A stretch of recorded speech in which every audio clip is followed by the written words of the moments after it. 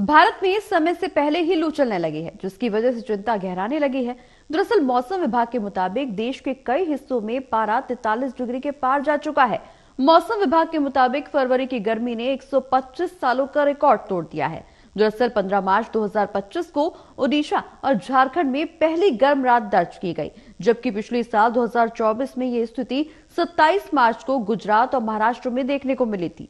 देश में तापमान तेजी से बढ़ता जा रहा है, जिससे इस बार फरवरी में ही लू का असर दिखने लगा।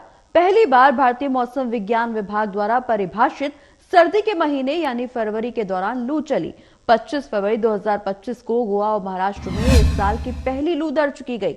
भारतीय मौसम विज्ञान विभाग के मुताबिक पिछले 125 सालों में फरवरी में इतनी ज्यादा गर्मी पहले कभी नहीं देखी गई। हाल ही के सालों में न केवल लू पहले आ रही है, बल्कि इसकी तीव्रता भी बढ़ती जा रही है। 16 मार्च 2025 को ओडिशा के बौद्ध में भारत का सबसे ज्यादा तापमान यानी 43.6 डिग्री सेल्सियस तक पहुंच गया। झारसुगड़ा और बेलंगीर में भी तापमान 42 डिग्री और 41.7 डिग्री सेल्सियस दर्ज किया गया।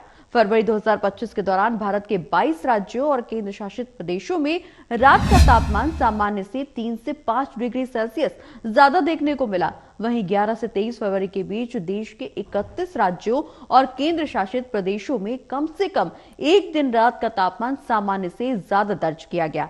विशेष रूप से ओडिशा और झारखंड में 15 मार्च 2025 को अपनी पहली गर्म रात महसूस की, जबकि 2024 में ये 5 अप्रैल और 29 मई को दर्ज की गई थी। ओडिशा समेत 10 राज्यों और केंद्र शासित प्रदेशों में रात का तापमान सामान्य से 5.1 डिग्री सेल्सियस ज्यादा रहा। ओडिशा में 12 और 20 फरवरी 2025 को 2 बार ऐसा हुआ। मौसम विभाग के मुताबिक इसी दौरान उत्तर पश्चिम भारत के 2 जगहों पर यानी राजस्थान और जम्मू कश्मीर में रात का तापमान सामान्य से 5.1 डिग्री सेल्सियस या उससे ज्यादा रिकॉर्ड किया गया है। यहां तक कि हिमाचल प्रदेश समेत कई पहाड़ी इलाके और केरल जैसे भारतीय राज्य, जिन्होंने अतीत में हीट वेव का अनुभव नहीं किया है, अब अत्यधिक तापमान की उच्च आवृत्ति प्रदर्शित कर रहे हैं। कर्नाटक में 2030 तक 2.0 डिग्री सेल्सियस गर्म होने का अनुमान जताया गया है, जिससे ये क्षेत्र भीषण गर्मी की चपेट में आ सकेगा, जिससे कमजोर आबादी के लिए ज्यादा खतरा पैदा हो जाएगा।